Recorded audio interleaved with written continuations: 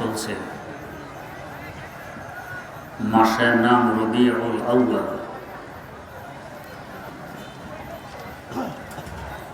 আমাদের দেশে ঋতু সংখ্যা 6টি, আরব দেশে 4টি, কোনো দেশে 2টি।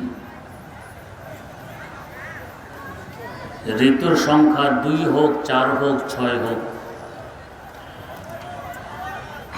রবি তথা বসন্তকাল সকলের মধ্যেই আসে। বসন্তকালের আগের 2টি ঋতু শীতকাল ও হেমন্তকাল।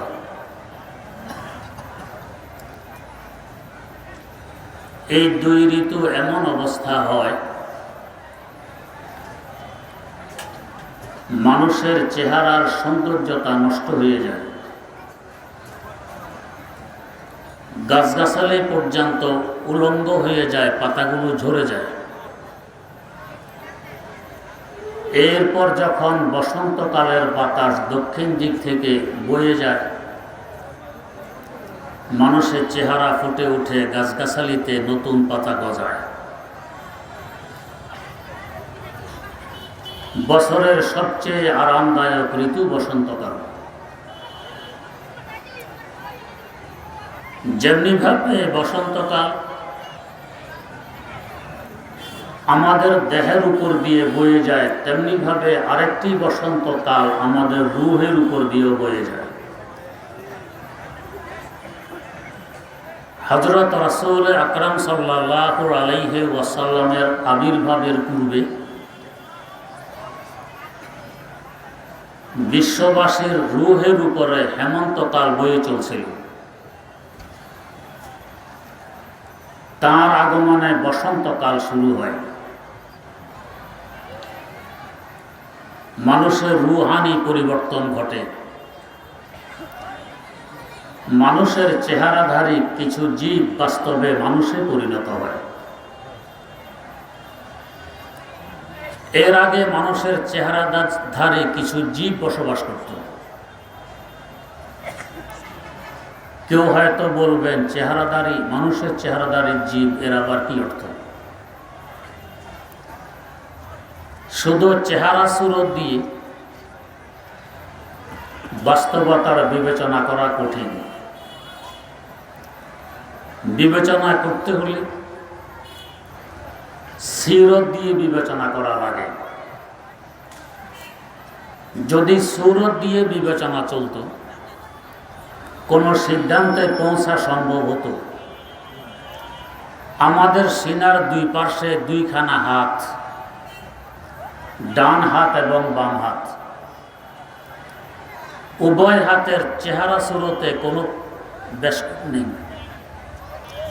ডান হাতের যে সুরত, যে আকৃতি, বাম হাতেরও ওই সুরত, ওই আকৃতি। এত সত্ত্বেও আমি যদি ডান হাতে একটি মিষ্টি আপনার মুখে তুলে দেই, আপনি সাদরে গ্রহণ করবেন। পক্ষান্তরে এর থেকে আরো দামি, আরো সুস্বাদু মিষ্টি যদি বাম হাতে আপনার মুখে দিতে যাই, আপনি এক থাপ্পড় মেরে মিষ্টিটি ফেলে দিবেন, আমার হাত সরাই দিবেন। উভয় হাতের সুরত, উভয় হাতের আকৃতি এক হাতের মিষ্টি সাদরে গ্রহণ করলেন, আরেক হাতের মিষ্টি থাপ্পড় মেরে ফেলে দিলেন। ব্যবধান কোথায়? ব্যবধান সিরতের। ডান হাতের সিরত সুস্বাদু খাবার মুখে তুলে দিন, এর জন্য ব্যবহার হয় ডান হাত। এই খাবারগুলো আমাদের ভিতরে গিয়ে নষ্ট হওয়ার পর যখন বেরিয়ে আসে একটি জায়গা নাপাক করে, ওই জায়গাটি পরিষ্কার করা হয় বাম হাত দিয়ে। সিরতের ব্যবধানের কারণে এক হাতের মিষ্টি সাদরে গ্রহণ করেন, আর এক হাতের মিষ্টি ফেলে দেন। বোঝা গেল সুরত দিয়ে বিবেচনা চলে না, বিবেচনা করতে হয় সিরত দিয়ে। যদি সুরত দিয়ে বিবেচনা চলত, আমরা যে পানি পান করে আবার প্রস্রাব করি, পানি এবং প্রস্রাবরত সূরত এক, আকৃতি এক। পানি দিয়ে যদি ডাল পাক করে আপনাকে খেতে দেয়া হয়, স্বাদ করে খাবেন, বলবেন মাশাআল্লাহ বড় স্বাদের ডাল। পক্ষান্তরে ডাল যদি প্রস্রাব দিয়ে পাকানো হয়, খরচও কম লাগবে, লবণ দিতে হবে না। এরপরও এই ডালকেও প্লেটের পাশে আনতে দিবেন। কেন দিবেন না? সূরত তো এক, সিরতের ব্যবধানের কারণে। পানির সিরত, আমাদের দেহ, আমাদের কাপড় অপরিষ্কার হয়ে গেলে, নাপাক হয়ে গেলে পানি এটাকে পরিষ্কার করে ফেলে, পাক করে ফেলে। পক্ষান্তরে পরিষ্কার দেহে, পরিষ্কার কাপড়ে প্রস্রাব লাগলে এই কাপড়কে, এই দেহকে প্রস্রাব নাপাক বানিয়ে দেয়, অপরিষ্কার বানিয়ে দেয়। সিরতের ব্যবধানের কারণে পানির পাকানো ডাল শাক করে খাবো, প্রস্রাবের পাকানো ডাল প্লেটের ধারে কাছে আনতে দেব না। যদি সূরত দিয়ে বিবেচনা চলতো,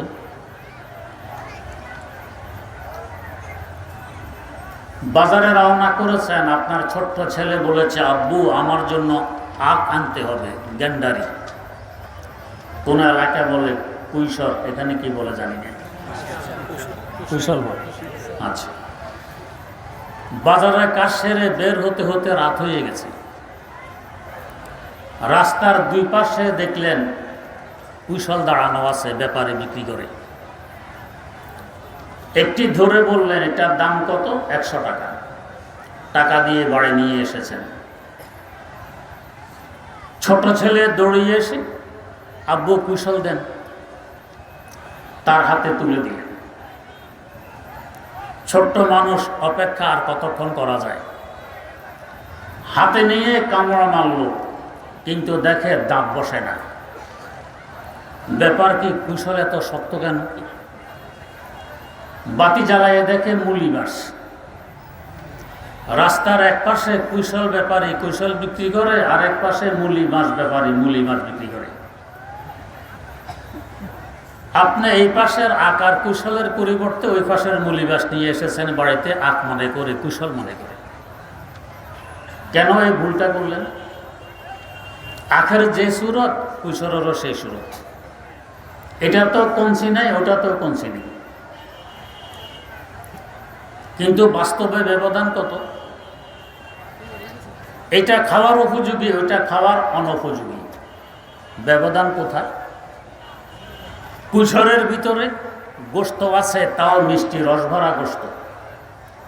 মুলি ঘাসের ভিতরে রস তো নেই, গোশত নেই, খালি জায়গা, শোরুম। যদিও সূরত এক, সিরত এক নয়, বিদায় একটি খাওয়া যায় আর একটি খাওয়া যায় না। যদি সূরত দিয়ে বিবেচনা চলত, বাগানে যখন ফুল ফুটে দেখবেন কিছু পোকা গুনগুন করছে ফুলের মধ্যে। মধু পোকা, বল্লা ও ভেমরুল সকলে ফুল থেকে রস আহরণ করে। এই রস মধু পোকার মুখে গিয়ে তার পেটে যখন বেরিয়ে আসে মধুতে পরিণত হয়। বল্লা ভেমরুলের কাছে গিয়ে বিষে পরিণত হয়। হারানো স্বাস্থ্য মধু সেবনে ফিরে পাওয়া যায়। পক্ষান্তরে বিষ আমাদের দেহে ঢুকলে আছে স্বাস্থ্য ধ্বংস হয়ে যায়। সূরত তো এক ছিল, একই ফুলের রস, ব্যবধান সিরতের মধ্যে। আল্লামা রুমি রহমতুল্লাহ আলাইহি মুসনাদ শরীফে লিখেছেন, হারদ এক গোলে খরদে জম্বুরা নাহাল জায়েকে শদ নেশ জাদি গার আসাল জায়েকে শদ নেশ জাদি গার আসাল। সূরত এক, একই ফুলের রস। সিরতের ব্যবধানের কারণে একটাকে মানুষ ভয় পায় আর একটা মানুষ সাদরে পান করে। যদি সূরত দিয়ে বিবেচনা চলত, আমাদের ঢাকা চিড়িয়াখানায় কিছু হরিণ বসবাস করে। তিব্বতের পাহাড়ি এলাকায়ও কিছু হরিণ বসবাস করে। উভয় এলাকার হরিণের নাভি আছে, নাভি। তিব্বতের পাহাড়ি এলাকার হরিণ সবুজ রঙের পাতালতার ঘাস খায়, আমাদের দেশের হরিণও সবুজ রঙের পাতালতার ঘাস খায়। তিব্বতের পাহাড়ি এলাকার হরিণের নাভি বিক্রি হয় অন্তত 1 লক্ষ টাকা মূল্যে, একে বলে কস্তুরী। আমাদের দেশের হরিণের নাভি 2 টাকায়ও বিক্রি হয় না। উভয় হরিণের নাভি সুরত তো এক, টাকার এত ব্যবধান কেন? সিরতের ব্যবধান। ওটার মধ্যে গ্রাম, এটার মধ্যে গন্ধ। বোঝা গেছে সুরত দিয়ে বিবেচনা চলে না। যদি চলতো, আল্লামা রুমি রহমতুল্লাহ আলাইহির ভাষায় গারব সুরত আদমে ইনসাফ দে, আহমদ বু জাহল হাম এক সাঁস দে, আহমদ বু জাহল হাম এক সাঁস দে। যদি সুরত দিয়ে বিবেচনা চলতো, তাহলে মক্কা নগরের কাফের গোত্রের সর্দার আবু জাহাল মরহুম এবং আব্দুল্লাহর এতিম বেটা হযরত মুহাম্মদুর রাসূলুল্লাহ সাল্লাল্লাহু আলাইহি ওয়াসাল্লামের মধ্যে তেমন কোনো ব্যবধান থাকতো না। ওরা সুরত মানুষের, এনারও সুরত মানুষের, কিন্তু ব্যবধান কত? একজন দুজাহানের বাদশাহ, আরেকজন জাহান্নামের খড়ি। ব্যবধান সিরতে। তাই বুজুর্গানে দিন বলেন, সিরত পে নজর চাহিয়ে সুরত সে জিয়াদা। সুরত দেখার বিষয় নয়, দেখার বিষয় সিরত। যদি সুরত দেখার বিষয় হতো, সৈয়দনা বেলাল হাবশী রাদিয়াল্লাহু তাআলা আনহুর এত মূল্য, এত ফজিলত হতো না। এক তো ইথিওপিয়ার মানুষ, গায়ের রং এই পরিমাণ কালো যে অমাবস্যা রাত হার মানে, ঠোঁট মোটা, নিচের দিকে ঝুলন্ত, দাঁত ব্যতীত দেহে আর সাদা কোনো কিছু নেই। এর উপরে আবার গোলাম, কৃতদাস। কিন্তু অর্ধজাহানের ক্ষমতার মালিক সৈয়দনা ফারুক আজম ওমর রাদিয়াল্লাহু তাআলা আনহু বলতেন, বেলাল ও সৈয়দুনা, বেলাল আমাদের সর্দার। বেলালের সুরত তো ছিল না, এত দাম কেন? সিরতের কারণে। এই সুরতের মানুষগুলোকে সিরতের মানুষে পরিবর্তন করে দিলেন মাত্র 23 বছরের ব্যবধানে হযরত রাসূল আকরাম সাল্লাল্লাহু আলাইহি ওয়াসাল্লাম।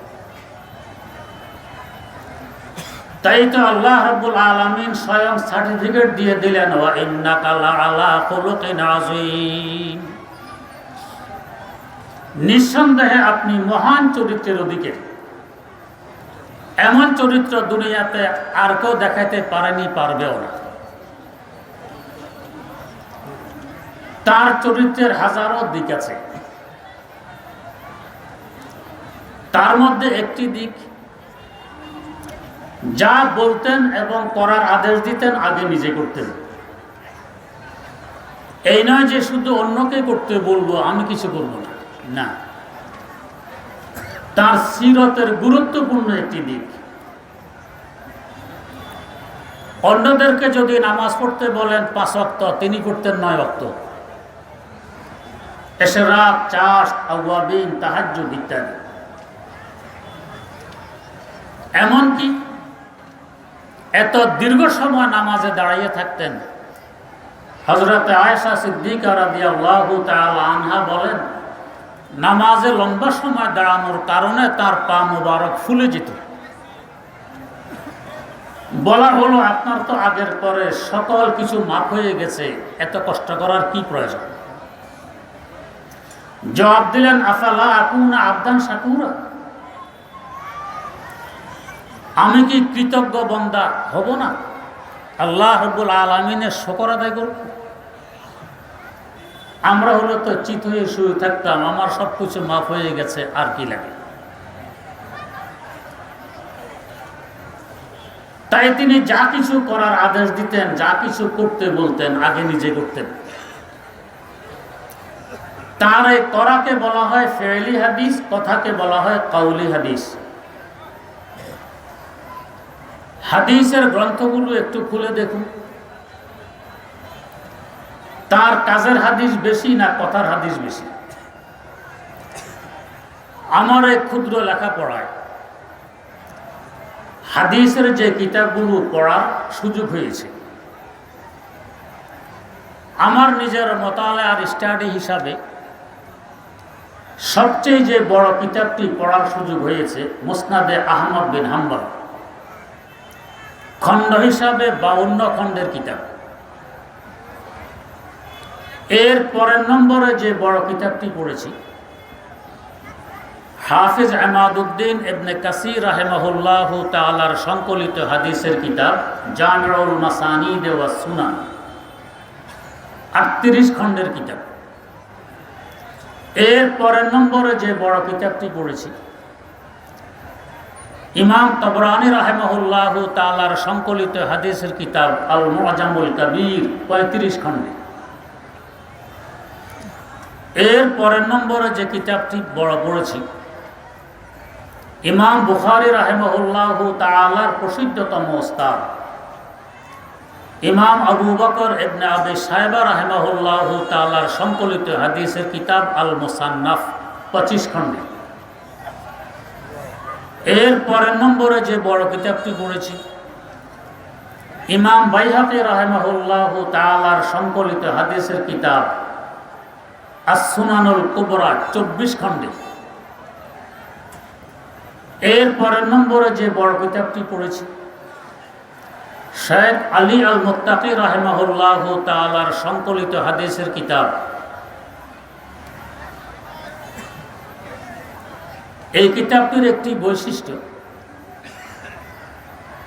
হুজুরের কথার হাদিস আর কাজের হাদিসকে ভিন্ন ভিন্ন উল্লেখ করেছেন। 3 ভাগের 2 ভাগ হবে কাজের হাদিস, 1 ভাগ হবে কথার হাদিস। এর পরের নম্বরে যে কিতাবটি বড় পড়েছি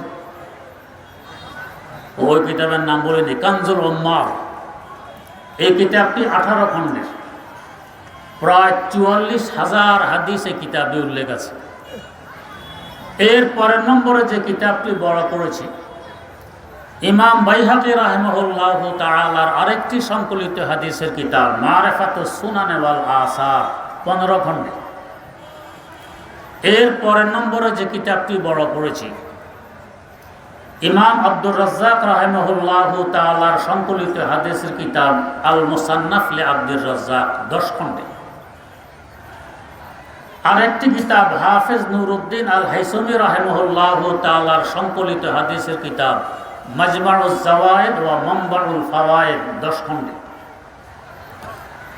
এর পরের নম্বরে যে কিতাবটি বড় পড়েছি ইমাম ইবনে হিব্বান রাহিমাহুল্লাহু তাআলার সংকলিত হাদিসের কিতাব আস-সহিহ ইবনে হিব্বান, 7 খণ্ডে। এই বড় বড় হাদিসের কিতাবগুলো খুলে দেখুন, 3 ভাগের 2 ভাগ থেকেও বেশি হাদিস কাজের, 1 ভাগ থেকে কম হাদিস কথার। কাজ বেশি কথা কম, তার সিরতের বড় বৈশিষ্ট্য। নিয়মও তাই, কথার যে আসরের প্রভাব পড়ে কাজের প্রভাব পড়ে অনেক বেশি। আমরা তো কথার বাহার আছে, কাজে ঠুনঠুন, কিন্তু রাসূল আকরাম সাল্লাল্লাহু আলাইহি ওয়াসাল্লামের কাজ ছিল বেশি, কথা ছিল কম। কথায় বুঝাইলে মানুষ যেভাবে বোঝে, কাজে বুঝাইলে এর থেকে অনেক বেশি বোঝে। আমরা একটি আরবি সাহিত্যের কিতাব পড়েছিলাম, নাম কালিউবি।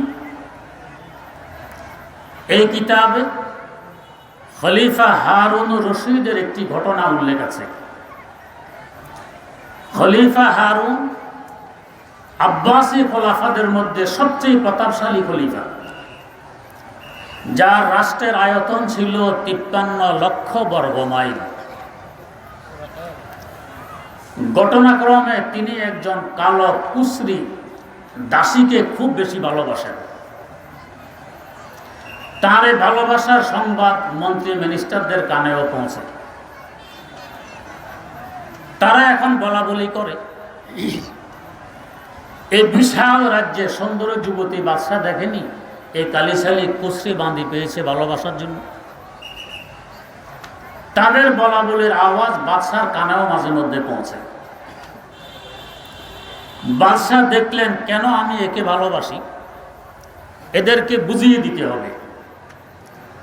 তবে বুঝতে হবে কাজে, কথায় নয়। কাজে বুঝানোর লক্ষ্যে একদিন মন্ত্রী মিনিস্টারদেরকে দাওয়াত করলেন। সবাই আসার পর বাদশাহ বললেন,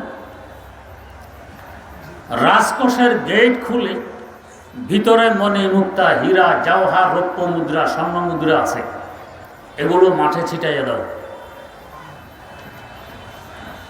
সবাই আশ্চর্য, এগুলো তো আলমিরার ভিতরে তালাবন্ধ করে রাখার বস্তু, এগুলো মাঠে ছিটানোর আদেশ দিচ্ছেন বাদশাহ, মনে হয় দেমাগ ঠিকানাই নেই।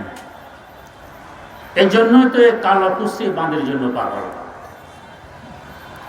যাই হোক, বাদশার আদেশ, এগুলো মাঠে ছিটানো হলো। আকাশ থেকে যেন তারকা জমিনে নেমে এসেছে, ঝলমল ঝলমল করছে।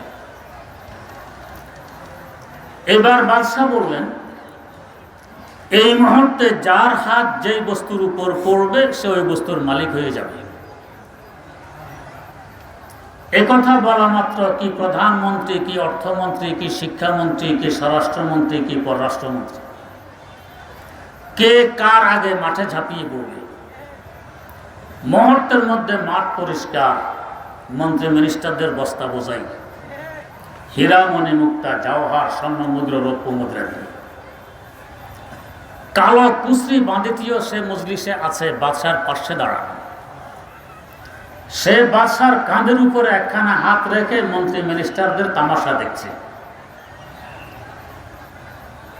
মন্ত্রী মিনিস্টাররা হীরা মণি মুক্তা কুড়ায় আর কানাঘুষা করে। এতদিন তো দেখেছি এর রং নেই, ঢক নেই, রূপ নেই, শ্রী নেই। আজকে তো দেখতেছি বুঝবুদ্ধিও নেই। এমন সুযোগ কি আর কখনো হাতে আসবে? মুহূর্তের মধ্যে মণিমুক্তা কুড়িয়ে কোটিপতি হতে পারে, সে দাঁড়াইয়ে আমাদের তামাশা দেখছে, বুঝবুদ্ধিও তো নেই। এর জন্য বাদশা পাগল। মণিমুক্তা কুড়ানো শেষ হলে বাদশা বললেন, এবার সকলেই পুনরায় নিজ নিজ আসন গ্রহণ করুন। মন্ত্রী মিনিস্টাররা নিজ নিজ আসন গ্রহণ করলেন। বাদশাহ সকলের সামনে ওই কালো কুশ্রী বাঁধিকে লক্ষ্য করে জিজ্ঞেস করলেন, ও বাঁধি, এমন সুযোগ কি আর কখনো হাতে আসবে? বাঁধি জবাব দেয়, না আসার সম্ভাবনাই তো বেশি। তো তাহলে এই সুযোগ হারিয়ে ফেললি কেন? মণিমুক্তা কেন কুড়াইলি না? বাঁধি উত্তর দেয়, বাদশাহ, একটু আগে যে বলেছিলেন এই মুহূর্তে যার হাত যেই বস্তুর উপর পড়বে সে ওই বস্তুর মালিক হয়ে যাবে, এ কথার উপর আপনি এখনো অটল আছেন? আগের যুগে রাজা বাদশারা যা বলতো বলার উপরে অটল থাকতো। আমি যখন প্রাইমারিতে ক্লাস 4-এ পড়ি, একটি কবিতা পড়েছিলাম, হবুচন্দ্র রাজার কবিতা। হবুচন্দ্র রাজা বলে গোবুচন্দ্রে ডেকে, আইন জারি করে দিও রাজ্যতে আজ থেকে, কানতে কেহ পারবে না কো যতই মরুক শোকে, হাসবে আমার যতে প্রজা হাসবে তত লোকে। আইন প্রয়োগের মাধ্যমে হাসির রাজ্য বানাবে, কাঁদা নিষেধ। যে কাঁদবে তাকে শুলিতে চড়তে হবে। তখনকার সময়ের শুলিতে যদি অপরাধীকে না চড়ানো হয়, শুলি নষ্ট হয়ে যায়। মন্ত্রী এসে বললেন, রাজামশাই, কোনো অপরাধী নেই, সবাই হাসে, কেউ কাঁদে না, এখন শুলি নষ্ট হতে চলছে, শুলি রক্ষা করার কি বুদ্ধি? রাজা বললেন, বলো কি, মানুষে কি বুলেও কাঁদে না? মন্ত্রী বললেন, আরে বাপ রে বাপ, বলে কানবে কোত্থেকে? আপনার আইনের যে পাওয়ার, কান্না তো ভুলেই গেছে। কি বলো কান্না আবার বলে? লোকজনকে ডাকো দেখি তো কান্না কিভাবে বলে। লোকজন ডাকা হলো, রাজা বললেন তোমরা কেউ ভুলেও কাঁদো না? আরে সাংঘাতিক, আপনার আইনের যে তেজ, আমরা তো কান্না ভুলে গেছি, কানবো থেকে। এখন তো দেশের অবস্থা হলো, পাঠশালাতে ছাত্র দল বেত্র খেয়ে হাসে, রোগ বিছানায় শুয়ে রোগী হাসছে অনায়াসে। শিক্ষকেরা বেত্রাঘাত করে তো ছাত্ররা হাসে, হাসপাতালে রোগী রোগ বিছানায় গড়াগড়ি খায় হাসতে হাসতে, কান্দাকাটি নেই। রাজা বলেন আশ্চর্য ব্যাপার, কান্না কেউ বলি? এ কথা বলে তিনি হ্যাঁ হ্যাঁ করে কেঁদে দেখাই দিলেন, দেখো এইভাবে কাঁদতে হয়। মন্ত্রী এবার দাঁড়িয়ে বলছে, রাজামশাই আপনার আইন ছিল যে কানবে তাকে শুলিতে চড়তে হবে, আপনি যে এখন কানলেন। আমরা হলো তো সংসদ ডেকে রাতারাতি আইন বিধান পরিবর্তন করে। রাজা বললেন, রাজা বলে আমার আইন নড়বে না এক চুল, আমার সাজা আমি নেব, তৈরি কর সুর। আমার আইন বলবৎ থাকবে, এটা নড়বে না। আমি কেঁদে ফেলেছি, সুর প্রস্তুত করো, আমাকে শুলিতে চড়তে দাও, তারপরও আইন ঠিক থাকবে। বান্দি বলছে, বাদশা আপনি একটু আগে বলেছিলেন এই মুহূর্তে যার হাত যেই বস্তুর উপর পড়বে সেই বস্তুর মালিক হয়ে যাবে, এ কথার উপর আপনি এখনো অটল আছেন? বাদশা জবাব দিলেন, হ্যাঁ আমি এখনো অটল আছি। এবার বান্দি বলল, তাহলে একটু লক্ষ্য করুন তো আমার হাতটি কার উপর পড়ে আছে। বান্দির হাত সব বাদশার কাঁধের উপর। মন্ত্রী মিনিস্টারদের এখন মাথা নিচের দিকে, হায় হায় হায় কি করলেন। বান্দি বুঝাই দিল, বাদশাহ এক মুহূর্ত পূর্বে আপনি ছিলেন আমার মালিক, আমি ছিলাম আপনার দাসী। আপনার এই কথার উপর আমল করার দরুন এখন আমি হয়ে গেছি আপনার মালিক, আপনি হয়ে গেছেন আমার গোলাম। মন্ত্রী মিনিস্টারদের বস্তা বোঝায় হীরা মণি মুক্তা স্বর্ণ মুদ্রা রৌপ্য মুদ্রা থাকলে কি হবে? এদের মালিক আপনি, অতএব এদের সম্পদেরও মালিক আপনি। আর আমি যেহেতু আপনার মালিক, এখন সব কিছু আমার মালিকানা দিন। বাদশাহ কাজে বুঝাই দিলেন কেন আমি এই কালো বান্দিকে ভালোবাসি। এখান থেকে প্রাসঙ্গিক আরেকটি কথা পরিষ্কার হয়, যাকে বাস্তবে ভালোবাসলে সবকিছুর মালিক হওয়া যায়, ভালোবাসার উপযোগী একমাত্র সে। বান্দি বুঝাই দিলেন আপনাকে ভালোবাসার দরুন এখন আমি সবকিছুর মালিক। তাই বুজুর্গানের দিন বলে যদি ভালোবাসতে হয় তো একজনকে ভালোবাসো। এসকো বা মুরদানা বাসাদ পায়দার, এসকো রাবা হাইয়ো বা কাইয়ো মদার, এসকো রাবা হাইয়ো বা কাইয়ো মদার। যে অস্থায়ী তার সাথে ভালোবাসার সম্পর্ক করলে কি লাভ হবে? দুদিনের মধ্যে হয় ও থাকবে না অথবা তুমি থাকবে না। এমন এক সত্তার সাথে ভালোবাসা গড়ে তোলো যিনি হাইয়ো কাইয়ো, এখনো আছেন, পিছনেও ছিলেন, ভবিষ্যতেও থাকবে। তার সাথে ভালোবাসার সম্পর্ক যদি গড়ে তুলতে পারো, তাকে যদি তোমার বানায় নিতে পারো, তো পুরা কায়নাত তার সৃষ্টি জগৎ হয়ে যাবে তোমার। তাই বুজুর্গানে দিন বলেন, জুতো মেরা তো সব মেরা, ফলক মেরা জমি মেরি। জুতো মেরা তো সব মেরা, ফলক মেরা জমি মেরি। अगर तू एक नहीं मेरा तो कोई शाय नहीं मेरी। আল্লাহ তুমি যদি আমার হও তো আকাশ আমার, জমিন আমার, চন্দ্র আমার, সূর্য আমার, সবকিছু তখন আমার। আর তুমি যদি আমার না হও, আমি পৃথিবীর বাদশা হলে কি হবে? বাস্তবে আমি পথের ফকির, কিছুই তখন আমার নয়। তো ভালোবাসতে হলে একজনকে ভালোবাসো। যাই হোক, তো বলতেছিলাম রাসূল আকরাম সাল্লাল্লাহু আলাইহি ওয়াসাল্লামের সিরতের বড় একটি বৈশিষ্ট্য, শুধু আরেকজনকে করার আদেশ দিতেন না, নিজে আগে করে নিতেন। এটার বড় ফায়দা, তার সংস্রবে এসে, তার সোহবতে এসে ১৬ লক্ষ অমানুষ মানুষে পরিণত হয়েছে। ফারুক আজম ওমর রাদিয়াল্লাহু তাআলা আনহু এক সময় উট চড়াইতে পর্যন্ত জানতেন না। তার আব্বা তাকে বকুনি দিতেন যে এমন অযোগ্য তুমি উট চড়াইতে জানো না। রাসূল আকরাম সাল্লাল্লাহু আলাইহি ওয়াসাল্লামের সংসদের বরকতে অর্ধজাহানে রাখালি করে গেছেন। আজ বিজাতি পর্যন্ত তার গুণগ্রাহী।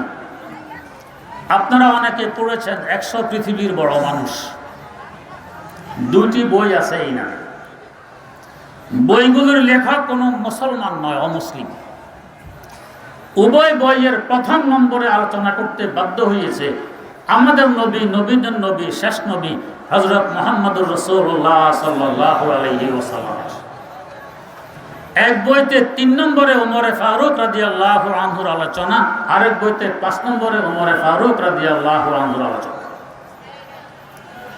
এক সময় যারা উট চড়াইতে জানতো না, উটের রাখালি জানতো না, তারা অর্ধজাহানে রাখালি করে গেছে রাসূল আকরাম সাল্লাল্লাহু আলাইহি ওয়াসাল্লামের সোহবতার সংসদের বরকত।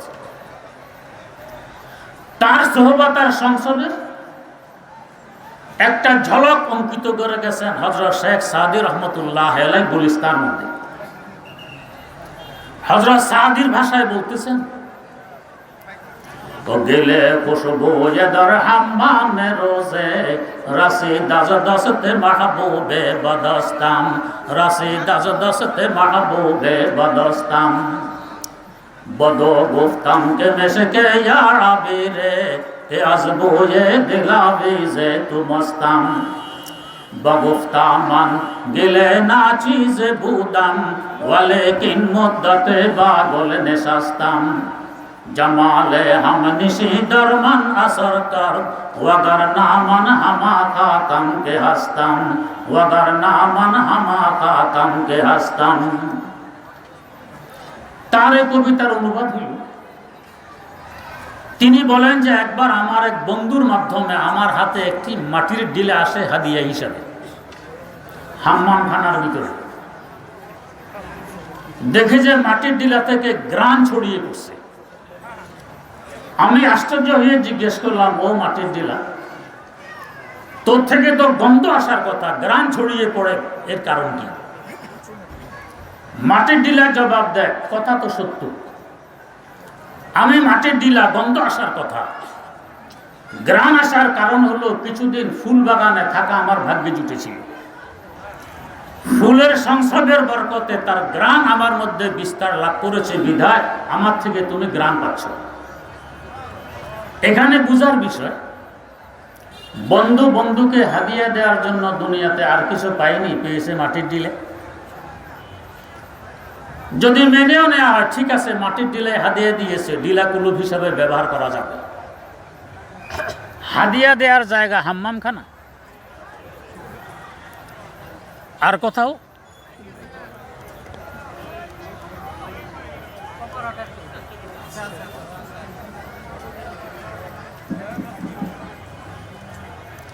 হাদিয়া দেওয়ার জায়গা কি হাম্মাম খানা? দুনিয়াতে জায়গার টান পড়েছিল। আচ্ছা, মেনে নিলাম হাম্মাম খানায় হাদিয়া দিল।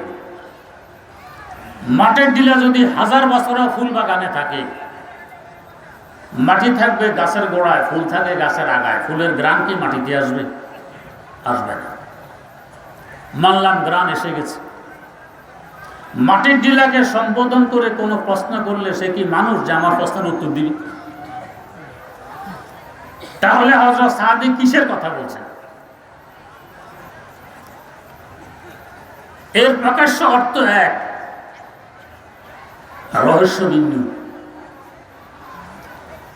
এখানে হাম্মাম খানা মানে আমরা যে হাম্মাম খানা বুঝি বাথরুম, এটা নয়। হযরতে সুফিয়ানে কেরামের একটা পরিভাষা, তারা আলমে মালাকুত ঊর্ধ্ব জগৎ তথা রূহ জগৎকে হাম্মাম খানা বলেন। এটা তাদের পরিভাষা। হাম্মাম মানে রূহ জগৎ, ঊর্ধ্ব জগৎ, আলমে মালাকুত। তার বন্ধু বলে বুঝাইতেছেন তার পীর ও মুর্শিদ হযরত শেখ শাহাবুদ্দিন সাহওয়ার্দী রাহিমাহুল্লাহু তাআলাকে। মাটির ডিলা বলে বুঝাইছেন সিদ্দিক আকবর আবু বকর রাদিয়াল্লাহু তাআলা আনহু। কি অর্থ? তিনি বুঝাইতে চান যে একদিন আমি আমার পীর মুর্শিদ হযরত শেখ শাহাবুদ্দিন সরওয়ার্দী রহমতুল্লাহ আলাইহির ফয়েজ ও বরকত নিয়ে গভীর রাত মুরাকাবায় বসি। মুরাকাবা অবস্থায় রুহানি ভাবে আমি আলমে মালাকুত তথা রূহ জগতে পৌঁছে যাই। সেখানে গিয়ে দেখি অসংখ্য রূহ বিচরণ করছে। এদের মধ্যে একটি রূহ ব্যতিক্রম, তার জ্যোতি, তার গ্রাণ ব্যতিক্রম। এই রূহটি ছিল সিদ্দিক আকবর আবু বকর রাদিয়াল্লাহু তাআলা আনহু। আমি তার রূহকে জিজ্ঞেস করলাম, ও সিদ্দিক আকবরের রূহ, আমরা মাটির সৃষ্টি মানুষ, আপনিও মাটির সৃষ্টি মানুষ, আমাদের থেকে তো এই জ্যোতি, এই গ্রাণ বেরিয়ে আসতেছে না, আপনার থেকে আসে কেন? গেলে খুশবু এদর হাম্মামে রোজে রাশিদ দস্তে মাহবুবে বদস্তাম। আমার মাহবুব, আমার পীর মুর্শিদ শেখ শাহাবুদ্দিন সরওয়ার্দী রহমতুল্লাহ আলাইহির মাধ্যমে তার রূহের সাথে আমার সাক্ষাৎ ঘটে। তার এক ব্যতিক্রম ধর্মী জ্যোতি আর গ্রাম দেখে তাকে জিজ্ঞেস করলাম, বদো গুফতাম কে মেশকে ইয়ার আবিরে কে আজবু এ দিলাবি যে তুমস্তাম। এত সুন্দর গ্রাম, এত জ্যোতি কিভাবে আসলো আপনার মধ্যে? আপনার তো মাটির সৃষ্টি। তিনি জবাব দেন, ও সাদি, সত্য বলেছ, তুমিও মাটির সৃষ্টি, আমি আবু বকরও মাটির সৃষ্টি। তবে একটি ফুলের সংসব আমার ভাগ্যে জুটেছিল, ওই সংসবের বরকতে আমার থেকে গ্রাম আর জ্যোতি পেছ। ওই সংসব যদি আমার ভাগ্যে না জুটতো, তোমরা যেমন মাটির দিলা, আমি আবু বকর থাকতাম তেমন মাটির দিলা। জামালে হামে নিশি দরমান আসর কর ওয়াগার নামান হামা খাতাম কে হাসতাম। কোন সেই ফুল? মুহাম্মাদুর রাসূলুল্লাহ সাল্লাল্লাহু আলাইহি ওয়াসাল্লাম। ওই ফুলের গ্রাণ আমার মধ্যে বিস্তার লাভ করেছে। এটা আমার কৃতিত্ব নয়, ওই ফুলের সংসর্গের বরকত, সহবতার সংসদের এই লাভ। কেমন গ্রাম তার মধ্যে ছিল! রাস্তা দিয়ে হেঁটে গেলে 40 দিন যাবত কাউকে জিজ্ঞাসা করার প্রয়োজন পড়তো না এখান দিয়ে কে হেঁটে গেছে। আকাশে বাতাসে বলে দিত এখান দিয়ে হেঁটে গেছেন মুহাম্মাদুর রাসূলুল্লাহ সাল্লাল্লাহু আলাইহি ওয়াসাল্লাম। এখনো গ্রাম বেশি বেড়াচ্ছে। বুজুর্গানের দিন বলেন, যে সমস্ত জায়গা তিনি থুক ফেলেছিলেন, এই জায়গাগুলো যদি সংরক্ষণ করা যেত, 40 দিন না, 40 বছর নয়, অন্তত 500 বছর যাবত এখান থেকে গ্রাম বেরিয়ে আসত। আমার দাদা ওস্তাদ শেখুল ইসলাম আল্লামা জফর আহমদ ওসমানী রাহিমাহুল্লাহ মদিনায় মুনাওয়ারায় গেলেন জিয়ারত করতে। নাকে গ্রাম আসতেছে, এত মিষ্টি গ্রাম, এত সুন্দর গ্রাম কখনো নাকে আসেনি। ভাবলেন অদূরে কোথাও ফুল বাগান আছে, সেখান থেকে বাতাস গ্রাম নিয়ে আসছে আমার নাকে। জিয়ারত শেষ করে খুঁজতে আরম্ভ করলেন, কোন ফুলের এত সুন্দর গ্রাম, বাগানটা একটু দেখি। গলির এই মাথা ধরে হাঁটতে হাঁটতে শেষ মাথায় পৌঁছান, কোনো বাগান নেই, কিন্তু গ্রাম আছে। ভাবলেন বোধহয় গলি ভুল হয়ে গেছে। আরেক গলি ধরে এই মাথা থেকে হাঁটতে হাঁটতে শেষ মাথা যান, গ্রাম আসে, বাগান নেই। গলির পর গলি পরিবর্তন করতেছেন আর বাগান বলতেছেন, খুঁজতেছেন। এর মধ্যে এলহাম হইল, ও জফর আহমদ, কোন ফুলের গ্রাম খোঁজার জন্য তুমি গলি গলি হাঁটতেছো? বুঝে আসে না গ্রাম কোথা থেকে আসতেছে? খুশবু সে তেরি আভি মদিনা है मुअत्तर, खुशबू से तेरी अभी मदीना है मुअत्तर, मक्के का हर कूचा वो पत्थर भी शजर भी, मक्के का हर कूचा वो पत्थर भी शजर भी, जैसा के बनाना तुझे खालिक को था मंजूर, रुखसार भी वैसा ही दिया कद भी कमर भी, रुखसार भी वैसा ही दिया कद भी कमर भी, है गुलावरों की तरफ बल के समर भी, ऐ अबर करम बहार सखा कुछ तो इधर भी, আয় আবরে করম বাহারে সাখা কুছ তো এদর ভি। ও জফর আহমদ, গ্রাম তো এখান থেকে আসতেছে, তুমি তার জিয়ারত করতে এসেছো। গ্রামের মূল ভান্ডার তো এখানে। রাসূল আকরাম সাল্লাল্লাহু আলাইহি ওয়াসাল্লামের সোহবতের বরকতে সিদ্দিকে আকবর, সিদ্দিকে আকবর, সাহাবায়ে কেরাম, নবীদের পরে এমন পুত পবিত্র জমাত আকাশ কখনো দেখেনি, জমিনে কোনোদিন পায়নি, পাবেও না। সারা দুনিয়ার মানুষগুলো জুনায়েদ, বাগদাদি আর বায়েজিদ বোস্তামির ন্যায় যুগশ্রেষ্ঠ অলিতে পরিণত হয়, একজন সাহাবীর পদধূলি সমান হবে। সদহা জারাশ বিলিও সদহা জুনায়েদ, খাক পায়ে বুহরায় রাকায় রাসাদ, খাক পায়ে বুহরায় রাকায় রাসাদ। একজন সাহাবীর পদধূলি সমান হবে। হযরত আব্দুল্লাহ ইবনে মুবারক রাহিমাহুল্লাহ, ইমামুল আইম্মা, ইমামুদ দুনিয়া, আল ইমামুল আযম আবু হানিফা রাহিমাহুল্লাহু তাআলার ছাত্র, ইমাম বুখারী রাহিমাহুল্লাহু তাআলার দাদা উস্তাদ। তাকে জিজ্ঞেস করা হলো, হুজুর, হযরতে মুআবিয়া রাদিয়াল্লাহু তাআলা আনহুর খেলাফতকাল আমরা দেখেছি, যুদ্ধ বিদ্রোহ, আর ওমর বিন আব্দুল আজিজ রহমতুল্লাহ আলাইহির খেলাফতকালও দেখেছি। এমন ইনসাফ তিনি প্রতিষ্ঠা করেছিলেন, বাঘ আর ছাগল এক ঘাটে গিয়ে পানি পান করত, ছাগল বাঘকে ভয় পাইত না, আর বাঘ ছাগলের উপর আক্রমণ করার সাহস পাইত না। এমন ইনসাফ। এই দুজনের মধ্যে ফজিলত বেশি কার? ওমর বিন আব্দুল আজিজ রহমতুল্লাহর বেশি না মুআবিয়া রাদিয়াল্লাহু তাআলা আনহুর বেশি? হযরত আব্দুল্লাহ ইবনে মুবারক রাহিমাহুল্লাহ তাআলা জবাব দেন, বলো কি? সাইয়েদনা হযরত মুআবিয়া রাদিয়াল্লাহু আনহু রাসূল আকরাম সাল্লাল্লাহু আলাইহি ওয়াসাল্লামের সাথে যে সমস্ত যুদ্ধে অংশগ্রহণ করেছেন ঘোড়ার পিঠে করে, যুদ্ধের মাঠের ধুলিকণা উড়ে গিয়ে তার ঘোড়ার নাকের শ্লেষার মধ্যে যে পড়েছে,